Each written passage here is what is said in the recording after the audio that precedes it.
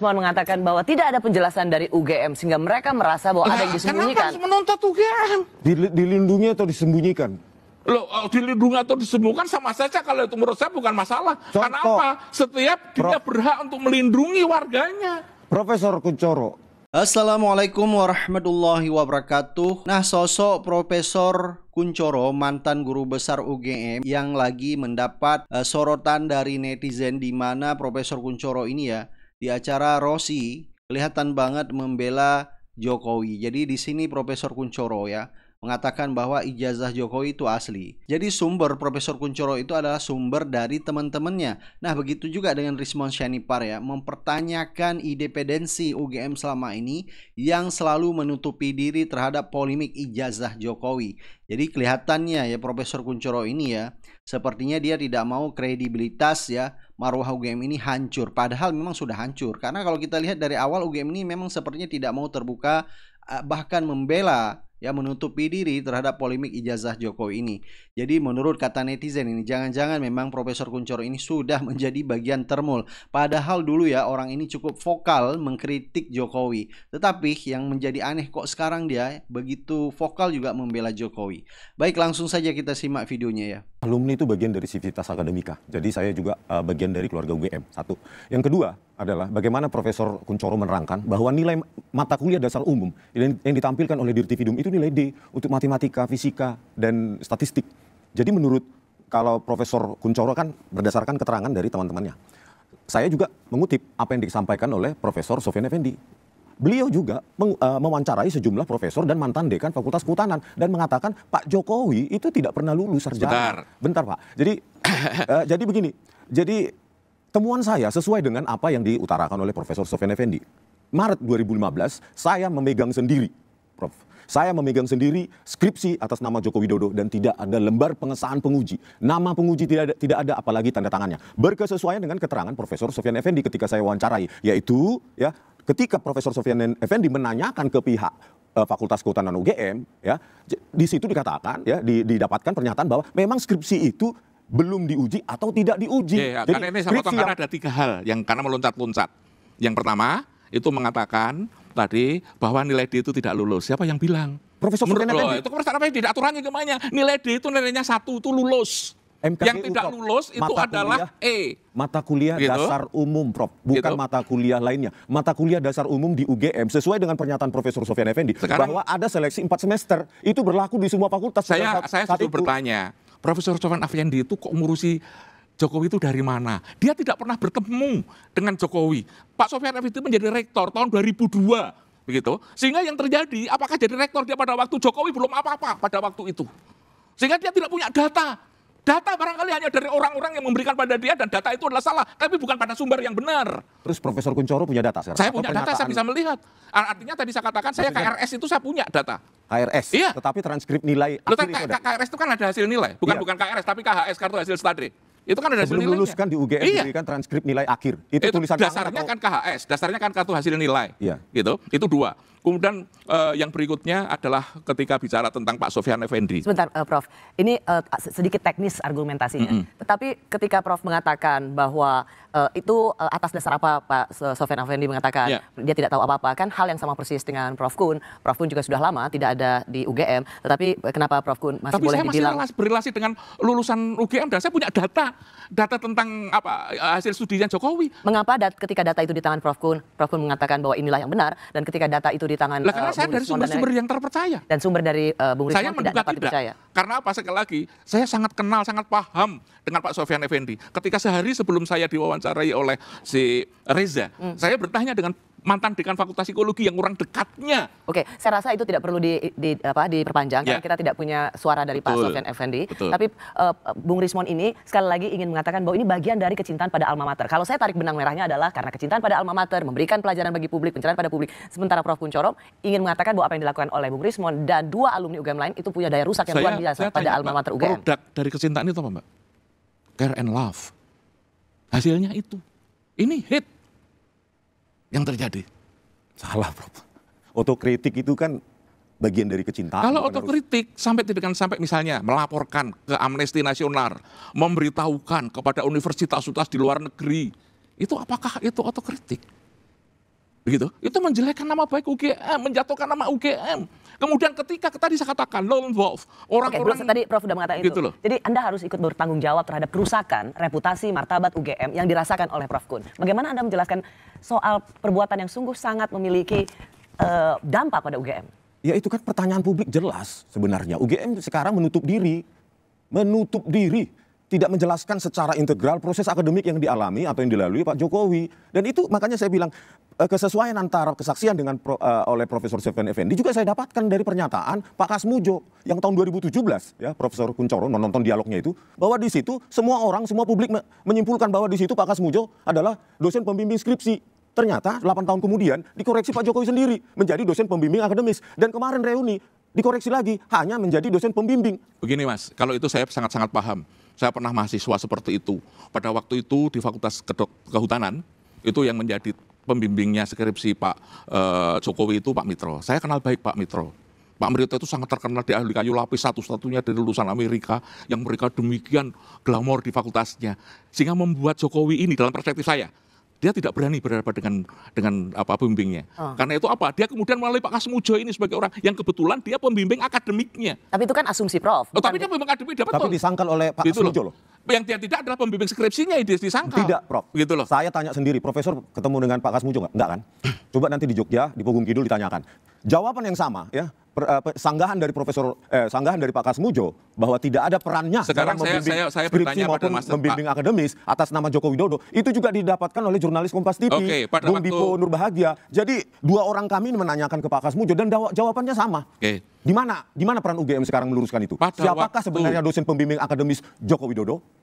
Pada waktu Pak Rismon ini menanyakan kepada Pak Kasmujo, wartawan menanyakan Pak Kasmujo, itu apakah dalam situasi yang rileks, santai, atau itu memberikan pressure, ada tidak pemuda. Kalau itu seorang peneliti yang baik, itu ada yang namanya kulon, raport, membina raport dan sebagainya, gitu. Apakah itu terpenuhi data itu? Bisa jadi mereka under pressure dan mereka sudah tahu sekarang bahwa saya tanya, itu situasi Profesor Kuncoro katanya memiliki data. Siapakah dosen pembimbing akademis? Yang dosen pembimbing akademis Kasmujo. Ini data dari dekan yang data dari dekan atau perkataan dekan atau melihat itu? Melihat ada Pak Kasmujo di dosen pembimbing akademis. Sekarang saya bertanya tadi, Kasmujo tadi ditanya itu dalam kondisi under pressure. Dia sudah pikun, usianya sudah 75 tahun. Begitu loh. Ada rasa takut. Bagaimana dia self defense? Anda sering menuduh bahwa Jokowi berbohong. Mungkin enggak pada waktu itu si Pak Kasmujo berbohong aja untuk menutup agar jangan sampai ada pertanyaan lebih lanjut lagi. Karena terlalu besar tekanan ini. Saya tanyakan, ini kan orangnya sendiri menyanggah bahwa... Nah itulah tadi, saya katakan karena dia kondisi under pressure tadi. Anda ngomong tapi dengan saya diminta untuk paham dengan Anda tidak pernah memahami maksud saya. Harusnya sanggahan dari Pak Kasmujo itu bukan disanggah lewat perkataan juga oleh dekan. Tapi by data, bukti empirik ada nggak? Data tertulis, dokumen tertulis bahwa Pak Kasmujo itu dosen pembimbing akademis dari Pak. Dan itu Anda perlukan dari UGM? Iya, karena saya sepanjang itu cuma keterangan dari dekan, saya lebih percaya orang yang bersangkutan. Pak Kasmujo itu sendiri. Nah, bagaimana orang yang pernah mengalami proses akademik di UGM, dosen pembimbing skripsinya pun berubah, dosen pembimbing akademisnya juga berubah-ubah. Pertanyaannya, by data itu siapa dosen pembimbing akademis? By data, Prof. Bukan by statement. Dosen pembimbing akademiknya ya Kasmujo. Dan saya sangat memahami Kasmujo pada waktu itu dosen muda. Begitu loh. Sehingga saya setuju ketika Kasmujo saya belum berhak membimbing skripsi karena dia dosen muda. Yang sangat potensial itu adalah karena dosen muda itu saya dulu ketika menjadi dosen muda saya membimbing mahasiswa baru untuk bagaimana memilih KRS, bagaimana social adjustment di fakultas, itu tugas-tugasnya lebih santai, bukan kepada pada tesis skripsi dan sebagainya. Pemilihan mata kuliah itulah tugas dosen pembimbing dan ini dilakukan oleh Pak Kasmujo. Kenapa apa yang dikatakan oleh Prof Kun ini tidak dikatakan oleh kampus, rektor, sehingga persoalan ini tidak perlu dibawa terlalu jauh? Tadi Prof sudah mengatakan mungkin tidak mau karena ini soal privacy, tapi kan ini sudah jadi urusan publik. Apakah Anda juga memiliki penilaian bahwa harusnya pihak rektorat UGM langsung menjelaskan ini secara rinci? Kalau saya ada hal yang lain, mungkin dari mereka itu punya, buat apa ini mereka lakukan? Mungkin di universitas tidak bisa melihat untuk kepentingan apa.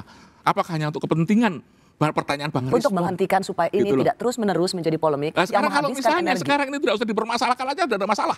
Tapi ketika ini masih diorkestrasi terus ya kan jadi masalah. Saya tidak setuju dengan orkestrasi itu seolah-olah ada partai politik atau pendana. Oh tidak, Rob, orkestrasi itu bukan seperti itu. Saut menyaut informasi itu orkestrasi. Jadi maaf kalau Anda mengatakan orkestrasi itu bukannya dengan politik, tidak. Undang-undang nomor 14 tahun 2008 saya tidak mau berbicara tentang informasi publik, Prof. Ijazah yang telah dipakai untuk mendapatkan jabatan publik itu adalah milik publik. Saya adalah warga negara pembayar pajak. Dan Joko Widodo telah menggunakan ijazahnya tersebut setidaknya 2 kali, tahun 2014 dan 2019, untuk mendapatkan jabatan presiden. Sekarang pertanyaannya, Jokowi bertanggung jawab harusnya menunjukkan kepada kita semua sebagai warga negara pembayar pajak bahwa ini loh ijazah yang saya pakai untuk mencapai jabatan presiden. Itu bukan urusan saya. Urusan Anda adalah ijazah palsu. Tapi bukan saya, urusan saya. Hak mengeluarkan itu bukan saya. Urusan Jokowi dengan Anda. Gitu. Tapi kalau ijazah palsu saya pertahankan. Tugas saya mementarkan ijazah palsu. Karena itu terkait dengan alma mater. Dari mana Pak Profesor Kunchoro yakin bahwa ijazah Jokowi asli? Loh tadi saya bilang. Apanya? Dia itu kuliah di UGM. Teman-temannya membuktikan. Saya punya daftar nilai. Gitu loh. Ada transkripsinya. Itu apa tidak? Makanya transkrip nilai atau KRS? Transkrip nilai ada. Akhir? Ada. Akhir? Tulisan tangan? Itulah tadi. Nilainya Anda tadi selalu memancing saya pada tulisan tangan. Tapi persoalannya adalah makanya kalau Profesor Kunchoro benar-benar melihat transkrip nilai sebentar, akhir saya tanya pada nilainya Anda. Tulisan tangan atau ketik? Anda percaya Jokowi kuliah, mesti tidak percaya. Karena ada konsep Anda pembenaran. Agar Anda benar kemudian ini tidak diakui. Tetapi sekali lagi, yang mengatakan bahwa Jokowi kuliah itu bukannya saya. Dosen mengatakan, mahasiswa temannya mengatakan. Kalau gitu keterangan KKN, dia ikut itu bernilai KKN. sama dengan keterangan yang didapatkan oleh Profesor Sofyan Effendi, beberapa profesor rekannya dan mantan dekan fakultas sumber datanya mantan dekan fakultas kehutanan. Gitu loh. Mantan dekan fakultas kehutanan UGM diwawancarai oleh Profesor Sofyan Effendi mengatakan Jokowi tidak pernah diuji skripsinya. Oleh karena itu tidak ada tanda tangan penguji di skripsinya. Coba Prof, di UGM ada tidak skripsi tanpa lembar pengesahan penguji? Anda pertanyaan saya tanya. Iya. Di UGM ada berapa cara pengujian seperti itu? Di kehutanan ada berapa cara?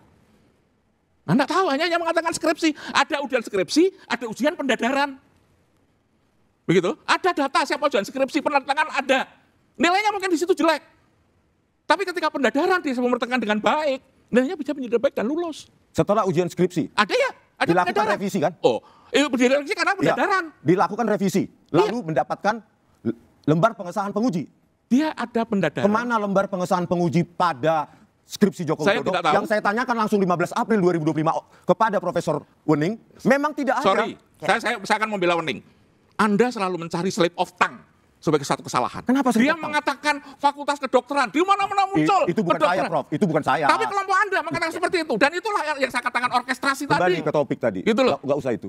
Lembar pengesahan penguji. Anda kembali ke topik tadi. Ini hubungannya dengan orkestrasi. Saya tanyakan kepada Profesor Wening, tidak ada lembar pengesahan penguji pada skripsi atas nama Joko Widodo. Kemana itu Prof? Memang tidak ada. Ada nggak data KKN Pak Jokowi? Belum kami temukan. Tiba-tiba Dirtipidum mengumumkan tahun 1983 KKN Pak Jokowi di Desa Wonosegoro, Kecamatan Desa Ketoyan, Kecamatan Wonosegoro, Kabupaten Boyolali. Dan direvisi lagi oleh Pak Jokowi menjadi tahun KKN 1985 Sekarang awal. saya tanya Mas, apakah Bu Wening itu paham Pak Jokowi? Tidak. Dia hanya karena menjabat jabatan sebagai wakil rektor dan Anda tanya, harus menjawab. Loh, tapi dia, yang ngerti itu adalah fakultas. Prof, kalau begitu ngapain diterima kedatangan kami? Dan mereka memberikan waktu, ruang, dan tempat kepada kami. Artinya apa? Mereka sudah bersedia dong menerima kedatangan kami. Dan Anda berharap penjelasannya bisa memberikan kejelasan, juga jangan malah membuat Anda makin bertanya. Iya, kalau tapi saya tidak melihat seperti itu. Tapi pertanyaannya, apapun yang akan dijelaskan oleh pihak rektorat, Anda dan kelompoknya pasti juga tidak akan puas. Nah, ini juga ada statement dari Faisal Assegaf ya tentang dugaan ijazah palsu Jokowi, di mana dia meminta Polri harus segera hentikan laporan Jokowi soal dugaan ijazah palsu ini. Karena ini akan menimbulkan ujaran kebencian ya.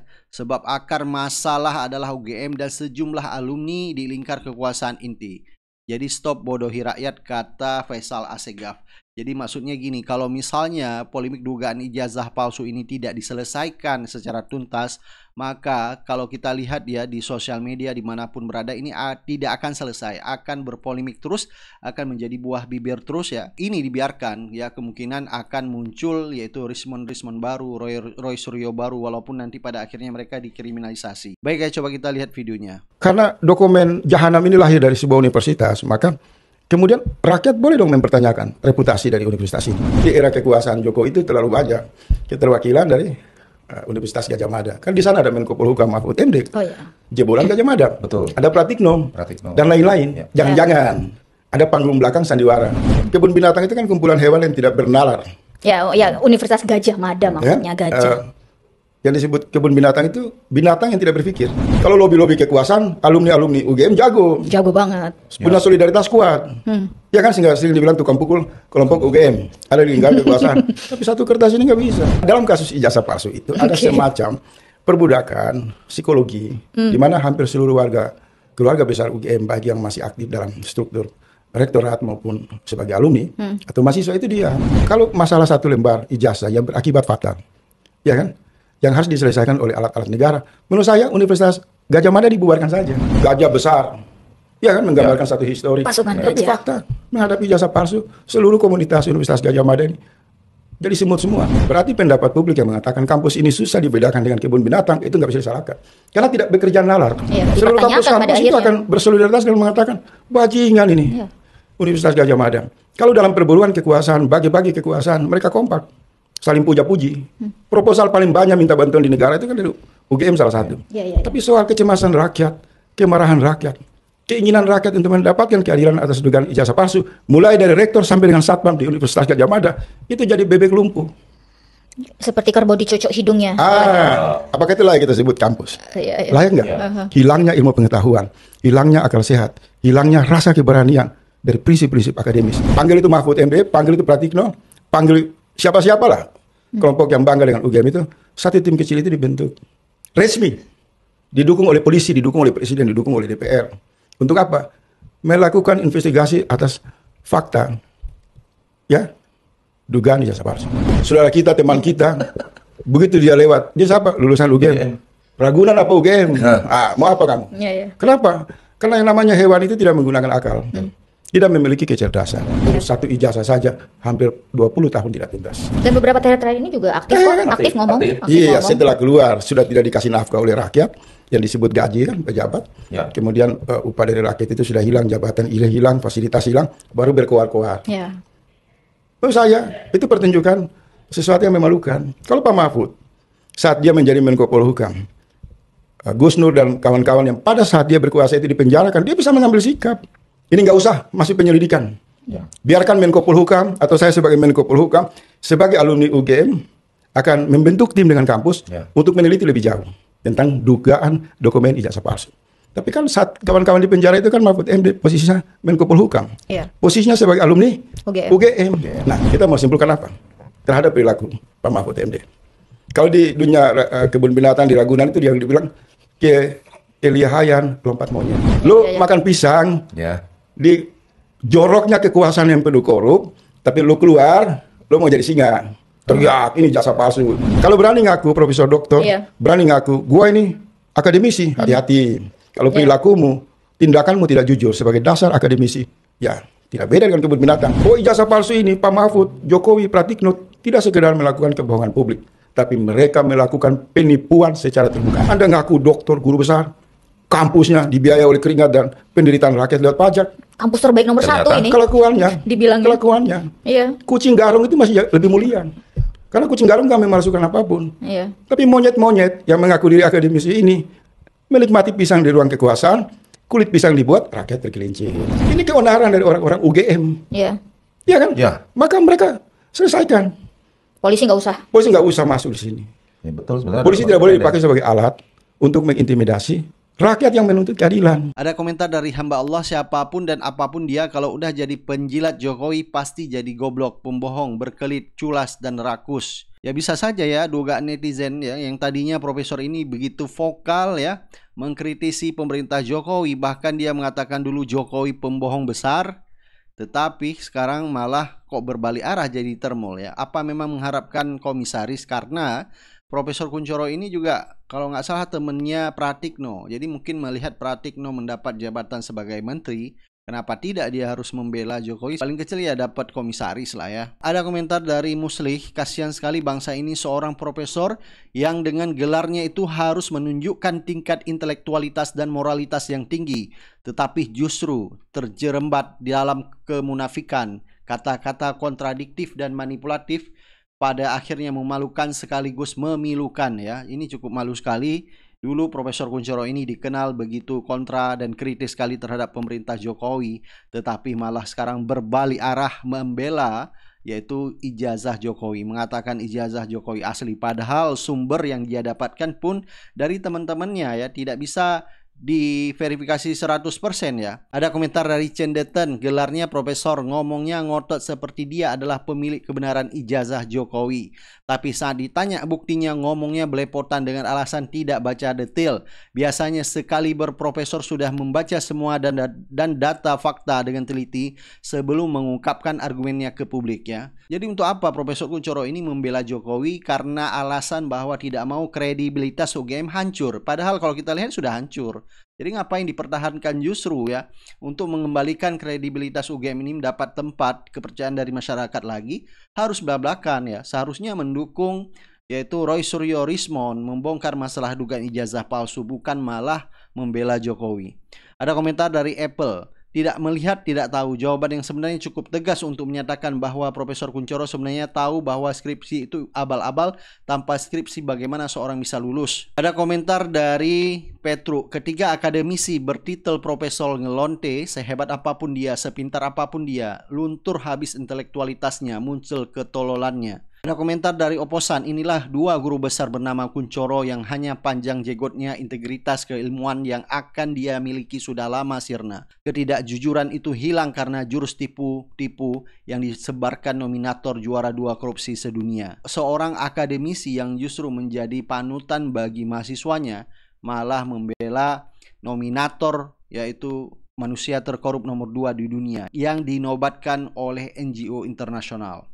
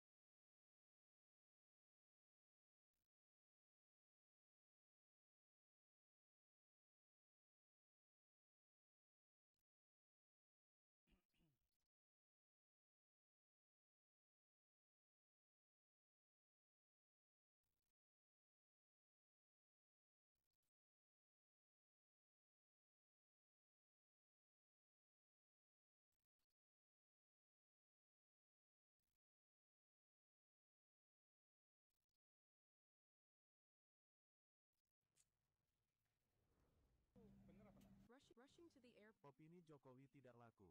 Rocky Gerung bongkar siapa orang besar sesungguhnya.